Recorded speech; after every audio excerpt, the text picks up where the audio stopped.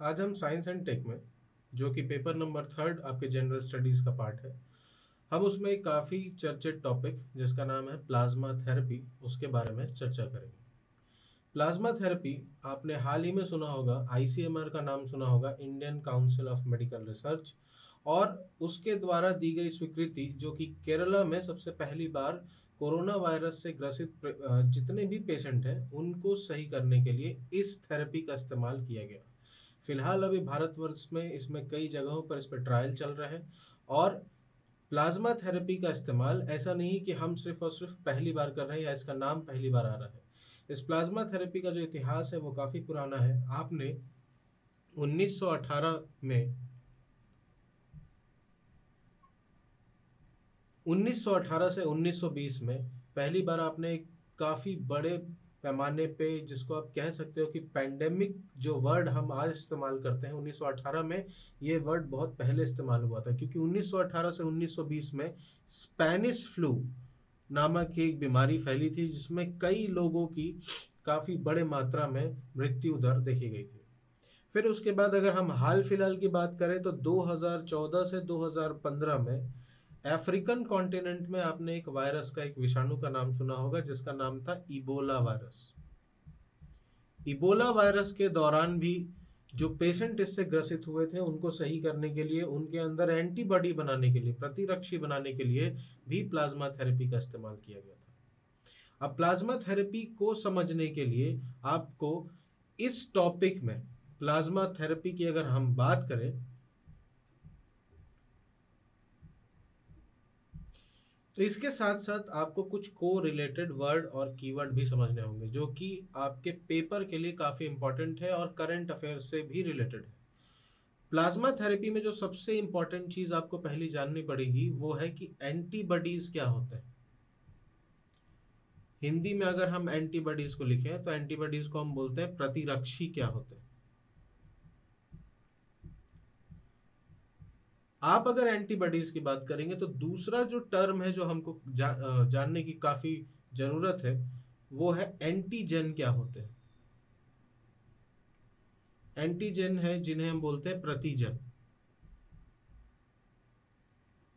इन दोनों वर्ड्स को जानने के बाद आपको मोस्ट इंपॉर्टेंट चीज जो जानना है वो है लिम्फोसाइट्स, कि लिम्फोसाइट क्या होते हैं और कितने टाइप के होते हैं। लिम्फोसाइट जानने के बाद ही, इन तीनों चीज को कवर करने के बाद, तब हम पूरे तरीके से बात करते हैं प्लाज्मा थेरेपी की, कि प्लाज्मा थेरेपी क्या होती है। तो आइए हम एक एक करके इन टॉपिक्स को जांचते हैं। तो सबसे पहला टॉपिक है हमारा जिसका नाम है एंटीजन और एंटीबॉडी। आप बायो में इतना तो पढ़ चुके होंगे कि ह्यूमन जो है वो डेवलप्ड स्पीसीज है, सबसे विकसित जंतुओं में आते हैं।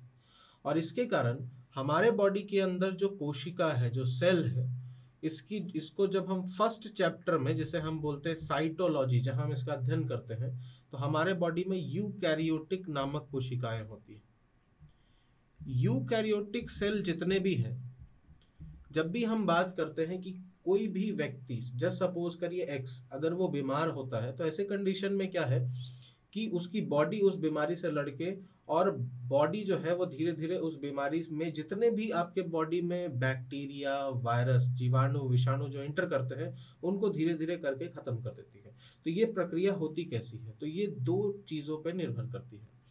कि सबसे पहले कि जस्ट सपोज करिए कि बाहर से किसी भी कोशिका में, हमारे बॉडी में किसी भी कोशिका पे कोई बाहरी तत्व, संक्रामक तत्व, इंग्लिश में बोले तो कम्युनिकेबल एजेंट, जो एक बैक्टीरिया हो सकता है या एक वायरस हो सकता है, ये इंटर करती है। जो भी चीज सबसे पहले जो शरीर के बाहर से आती है आपके बॉडी के अंदर, इसे हम एंटीजन बोलते हैं। एंटीजन जिसे हिंदी में बोला जाता है प्रतिजन। आप इसे सिंपल लैंग्वेज में समझिए तो आप समझ लीजिए कि ये हमारे बॉडी के लिए हमेशा हार्मफुल होती है, ये आपके बॉडी के लिए बिल्कुल भी रिक्वायर्ड नहीं है। क्योंकि इसके एग्जाम्पल जितने भी हैं, आपसे अगर बोलता है कि एग्जाम्पल बताइए, तो एग्जाम्पल में आते हैं वायरस, बैक्टीरिया, जिसको अगर हम हिंदी में बोले तो वायरस को बोलते हैं विषाणु, और इन्हें हम बोलते हैं जीवाणु। अब इनका सबसे पहला काम होता है कि सेल का जो सरफेस है, जो कोशिका की जो सतह है, उस पर बैठकर अपने न्यूट्रिशन को लेना। न्यूट्रिशन का मतलब है अपना पोषण पालन करना। अब इसके लिए ये सेल को इन्फेक्ट करना चालू करते हैं, और इन्फेक्शन का मतलब है कि संक्रमण फैलाते हैं।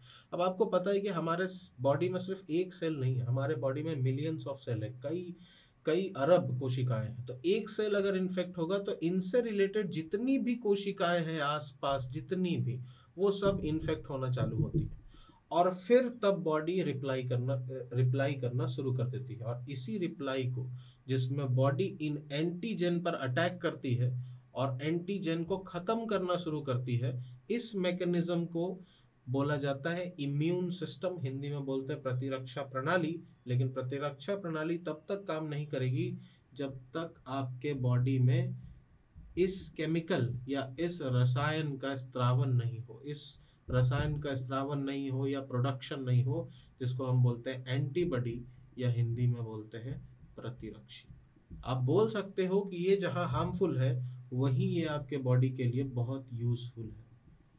और यही यूजफुल केमिकल, जो कि अगर प्री के हिसाब से मैं बताऊं, तो ये एक टाइप का ग्लाइकोप्रोटीन होता है। अगर आपसे कोई पूछता है कि व्हाट इज एंटीबॉडी, तो आप बता सकते हो कि ये एक टाइप का ग्लाइकोप्रोटीन है, जो ग्लूकोज और प्रोटीन या ग्लाइकोजन और प्रोटीन के मिश्रण से बनी होती है। तो ये यूजफुल है, जबकि ये हार्मफुल है। ये सेल के सतह पर बैठती है, जिसको नष्ट करने का काम करती है एंटीबॉडी। अब एंटीबॉडी बात आती है कि जैसे हम बोलते हैं प्रोटीन, तो प्रोटीन में भी कई प्रकार के प्रोटीन हैं। जैसे आप बोलते हैं विटामिन, विटामिन में भी विटामिन ए बी सी। ऐसे ही एंटीबॉडी भी बॉडी में अलग अलग टाइप के होते हैं। तो आइए अब हम जानते हैं कि एंटीबॉडी कितने टाइप के होते हैं और एंटीबॉडी कौन बनाता है। अब हम जानते हैं एंटीबॉडी आपके शरीर में कहाँ निर्मित होती है। अगर आपने इस टर्म का नाम सुना होगा, अगर हम बात करें कि हमारे शरीर में जो सबसे महत्वपूर्ण अंग है, उनमें से एक होती है आपके शरीर में पाए जाने वाली हड्डियां, बोन्स। इन हड्डियों के अंदर जो सबसे महत्वपूर्ण चीज पाई जाती है, इनको हम बोलते हैं अस्थि मज्जा।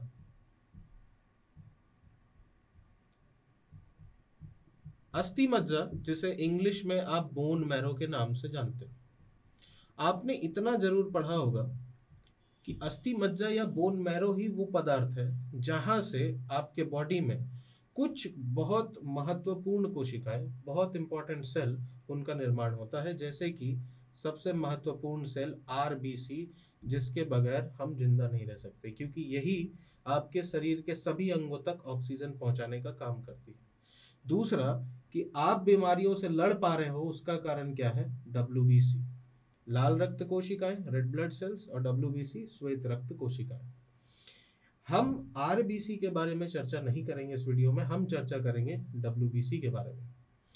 डब्ल्यूबीसी संज्ञान तौर पर 5 टाइप की छोटी छोटी कोशिकाओं से बना है, लेकिन चूंकि डब्ल्यूबीसी ही हमारी प्रतिरक्षा प्रणाली को बनाती है, हमारे इम्यून सिस्टम को स्ट्रांग करती है, इसलिए प्लाज्मा थेरेपी को जानने से पहले आपको इसे जानना बहुत जरूरी है। डब्ल्यूबीसी में जो सबसे महत्वपूर्ण कोशिका है, इन्हें हम बोलते हैं न्यूट्रोफिल्स। ये काफी इंपॉर्टेंट है, क्योंकि ये नहीं होगा तो आपके बॉडी में डब्ल्यूबीसी का निर्माण नहीं होगा। आपने अपनी खून की जांच कराई होगी, आपने ब्लड टेस्ट कराया होगा, आपके उस ब्लड टेस्ट के रिपोर्ट में न्यूट्रोफिल्स का नाम आपको दिखाई दे जाएगा। आपसे अगर सवाल आता है कि डब्ल्यूबीसी में सबसे ज्यादा कौन सा सेल या कौन सी कोशिका पाई जाती है, तो मैक्सिमम न्यूट्रोफिल्स होते हैं। दूसरी चीज जो इस डब्ल्यूबीसी को बनाती है, वो होती है बेसोफिल्स। तीसरी की अगर हम बात करें, तो ये होते हैं मोनोसाइट्स। ये सब छोटी छोटी कोशिकाएं हैं जो डब्ल्यूबीसी का निर्माण करेंगी।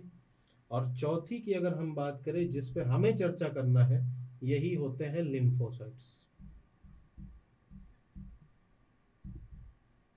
आपके सिर्फ जानकारी के लिए, as a point of knowledge, आपको ये भी याद रखना है कि 5वां नाम जो है, इन्हें हम बोलते हैं इसनोफिल्स। ठीक है।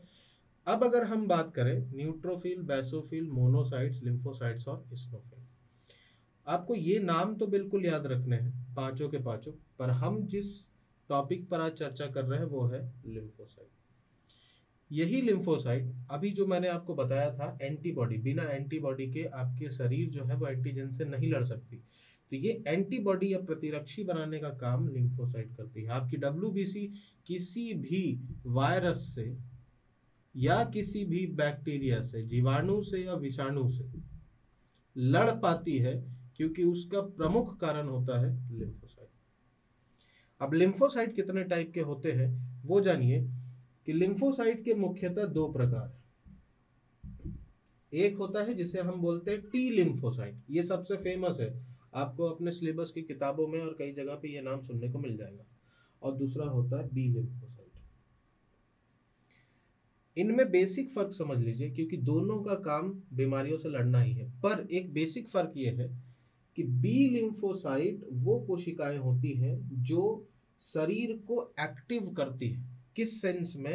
एक्टिव होकर शरीर को बताती हैं कि किस कोशिका में किसी वायरस का अटैक हुआ है।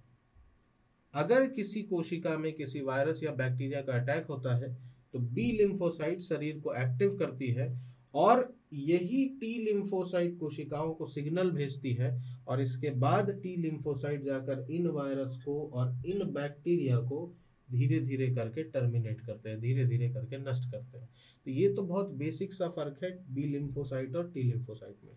लेकिन इनका नाम बड़ा इंपॉर्टेंट है कि टी और बी क्यों बोलते हैं इनको। तो देखिए, इसके लिए आपको जानना पड़ेगा कि टी लिम्फोसाइट में जो ये वर्ड टी है और बी लिम्फोसाइट में ये जो वर्ड बी है, इसका नाम सिर्फ और सिर्फ उन जगहों के नाम पे पड़ा है जहां ये लिम्फोसाइट पूरे तरीके से विकसित होते हैं, पूरे तरीके से मैच्योर होते हैं।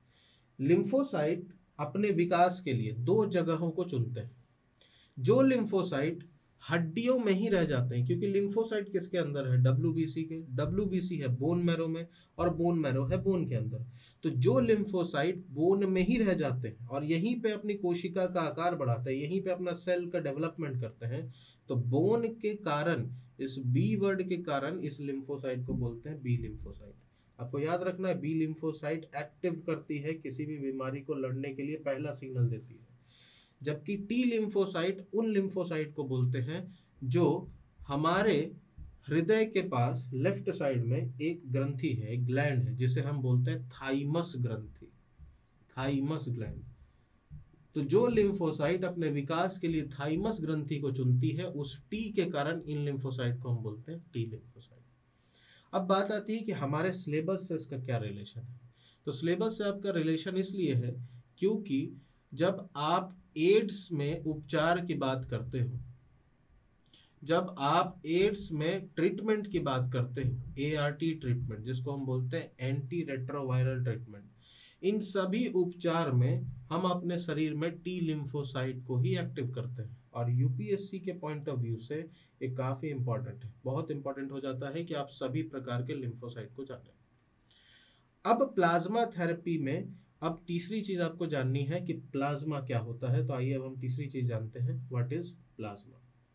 अब अगर हम प्लाज्मा की बात करें तो सबसे पहले आपको थोड़ा सा बैक जाना होगा और आपको जानना होगा ब्लड के बारे में, रक्त के बारे में। आपके ब्लड दो चीजों से मिलकर बनता है। एक वो पार्ट है जिसमें आती है आरबीसी, डब्ल्यूबीसी और साथ ही साथ प्लेटलेट्स। आपने इनका नाम बिल्कुल सुना होगा, आरबीसी, डब्ल्यूबीसी। प्लेटलेट्स को हम बिंबाणु के नाम से भी पुकारते हैं। हम इस पे चर्चा नहीं करेंगे, हम चर्चा करेंगे ब्लड के दूसरे पार्ट की, जो इन तीनों को ट्रांसपोर्ट करती है, इन तीनों को एक स्थान से दूसरे स्थान, एक अंग से दूसरे अंग तक लेकर जाती है। इस तत्व का नाम है प्लाज्मा, इन्हें ही हम प्लाज्मा बोलते हैं। अगर हम मोटा मोटी औसतन की बात करें, एवरेज की, क्योंकि कोई दो पर्सन में कभी भी प्लाज्मा सेम होना ये जरूरी नहीं है, इट इज नॉट कंपल्सरी। तो 55 to 60% ऑन एन एवरेज, औसतन अगर हम बात करें तो लगभग इतना प्लाज्मा होता है ब्लड में। फिर प्लाज्मा के भी दो पार्ट हैं। दो पार्ट में अगर आप बात करोगे तो जो सबसे ज्यादा प्लाज्मा में मौजूद है, उपस्थित है, प्रेजेंट है, वो है वाटर। जो कि लगभग 90 से 92% और मे बी समटाइम्स 95% तक हो सकती है, जो कि मैक्सिमम है। जबकि इसका जो बचा कुचा पार्ट है, इनमें पाए जाते हैं प्रोटीन्स। अब यहाँ से कई बार सवाल पूछे जा चुके हैं कि प्लाज्मा में कौन कौन से प्रोटीन होते हैं। तो सबसे पहला प्रोटीन जो आपको जानना है वो है सीरम। कई बार ऐसा होता है कि जब ऑपरेशन होते हैं और कई क्रिटिकल मेडिकल स्टेजेस में जब पेशेंट के शरीर में सीरम की डेफिशिएंसी हो जाती है, तब हम दूसरे पेशेंट से सीरम लेकर उसमें ट्रांसपोर्ट कराते हैं। तो ये भी इंपॉर्टेंट पार्ट प्लाज्मा में ही होता है। दूसरा, एल्ब्यूमिन।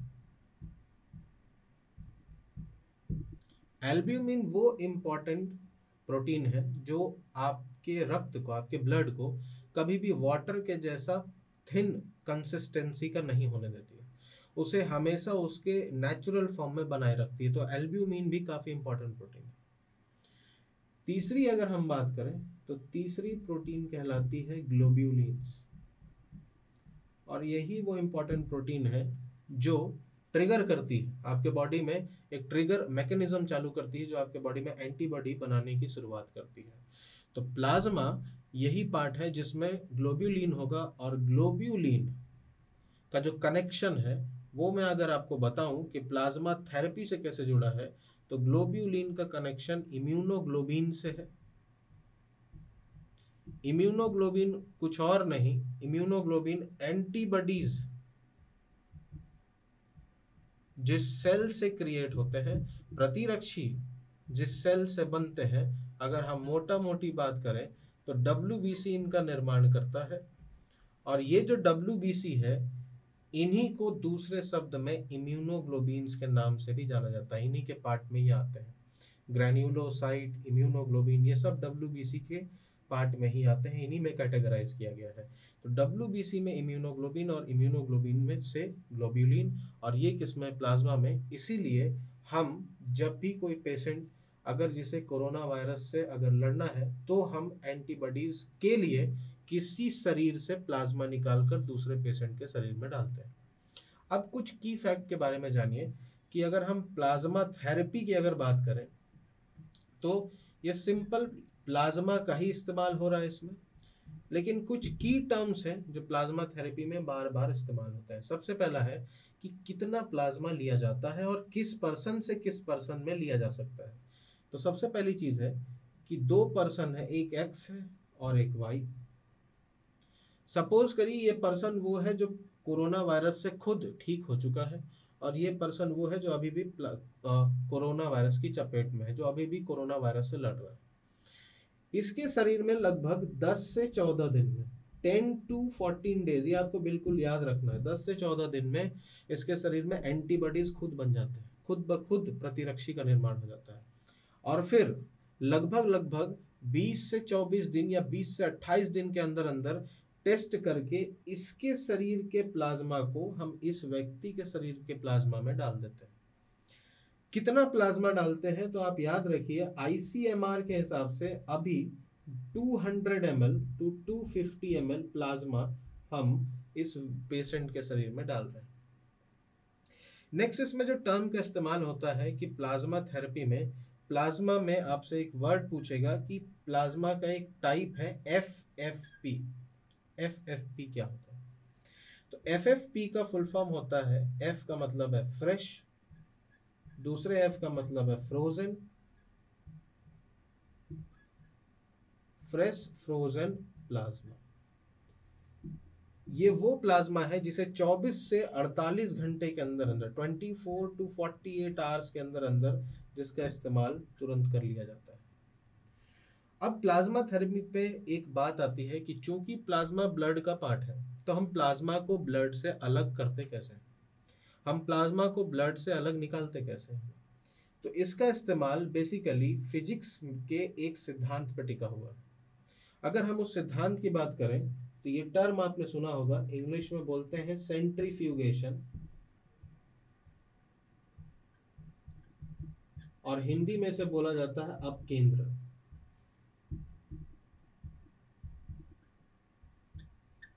आपने जैसे देखा होगा वॉशिंग मशीन को काम करते हुए। तो वॉशिंग मशीन एक पॉइंट के चारों ओर अपने कपड़ों को क्या करती है, घुमाती है। Same as it is blood के साथ भी किया जाता है। ब्लड में अगर हम बात करें, सिर्फ आपके समझने के लिए प्लाज्मा कैसे एक्सट्रैक्ट करते हैं, तो जस्ट बेसिक फॉर्म में एक इस टाइप का अपरेटस रहता है जिसमें ब्लड को डालकर, और साथ ही साथ अगर जरूरी है तो इसमें हम एंटी कोगुलेंट डालते हैं। एंटी कोगुलेंट आपसे पूछ सकता है प्री के हिसाब से कि एंटी कोगुलेंट क्या होता है। तो पहले आप कोगुलेंट समझ लीजिए। कोगुलेंट वो तत्व होते हैं जो ब्लड को जमाते हैं। जैसे आपने अपने सिलेबस में पढ़ा होगा कि आपके बॉडी में कोगुलेंट के तौर पर, जिससे आपका खून तुरंत जम जाता है कहीं पे चोट लगने पर, वो तत्व होता है फाइब्रिनोजेन। अब कुछ समय बाद जमे हुए खून, जहां पर वो चोट लगा था, वो धीरे धीरे वापस से सही भी होने लगता है। क्योंकि ये अगर पॉजिटिव है, ये अगर जमा रही है आपके ब्लड को, तो इसका निगेटिव भी आपके बॉडी में ही में प्रेजेंट होता है, जो आपको जमने से इस ब्लड को रोकता है, जिसका नाम है हेपेरिन। तो हम हेपेरिन जैसे तत्व, वारफेरिन जैसे तत्व, इनका इस्तेमाल यहाँ पे करते हैं, ब्लड के साथ इसे मिलाते हैं और फिर इस ब्लड को सेंट्रीफ्यूगेशन प्रोसेस के जरिए घुमाते हैं। और एक टाइम के बाद धीरे धीरे इस ब्लड के आरबीसी, डब्ल्यूबीसी, ये सभी अधिक घनत्व होने के कारण ये नीचे बैठते हैं, जबकि प्लाज्मा की जो डेंसिटी है, जो वेट है, वो इनसे कम है, वो ऊपर ही रह जाती है। और इस प्रोसेस के थ्रू हम प्लाज्मा को एक्सट्रैक्ट करते हैं और बाद में जो व्यक्ति जिसके लिए ये रिक्वायर्ड है उसके शरीर में इसका इस्तेमाल करते हैं। यही थे पूरा पूरा प्लाज्मा थेरेपी, जहाँ पे हमने तीन चीज़ों के बारे में चर्चा की। सबसे पहली थी इम्यूनिटी में एंटीबॉडी और एंटीजन, फिर हमने जाना लिम्फोसाइट के बारे में, और फिर हमने बेसिक जाना कि प्लाज्मा थेरेपी क्या है। जब हम आगे आएंगे तब हम बात करेंगे कि प्लाज्मा थेरेपी किस तरीके से किया जाता है, कैसे इसका वर्क है, कैसे इसका मैकेनिज्म है। इसके बारे में हम बात करेंगे नेक्स्ट वीडियो में।